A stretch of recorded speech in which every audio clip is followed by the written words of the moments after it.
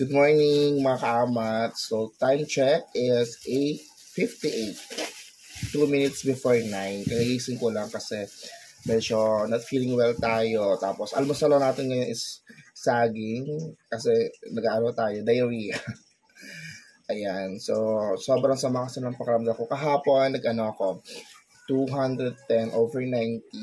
First BPO, tapos nag-tea ako ng rest afterwards. Naging 150 naman siya bumaba.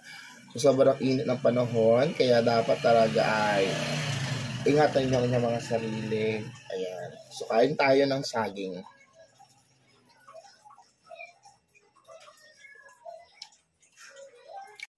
Next naman, inimin natin itong Santi Barley Powder.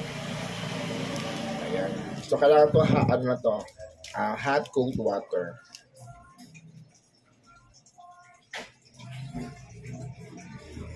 A glass of cold water. So, inumin lang natin itong Santi Barley para for the health, you know.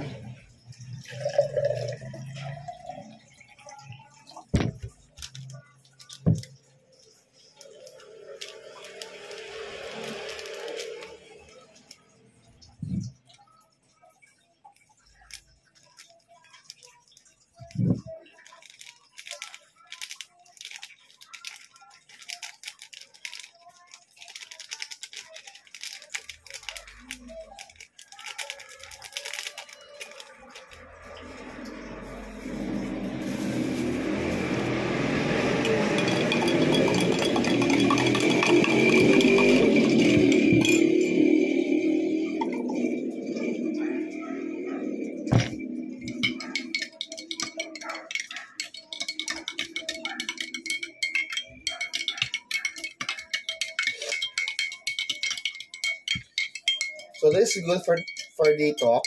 Kung merong gusto nyo mag-cleanse sa inyong katawan, ito, I recommend this one. Mabibili ito sa mga butika for only 10 pesos sachet. Ayan, napakasarap ito. It will help to reduce your hypertension. So, let's cheers.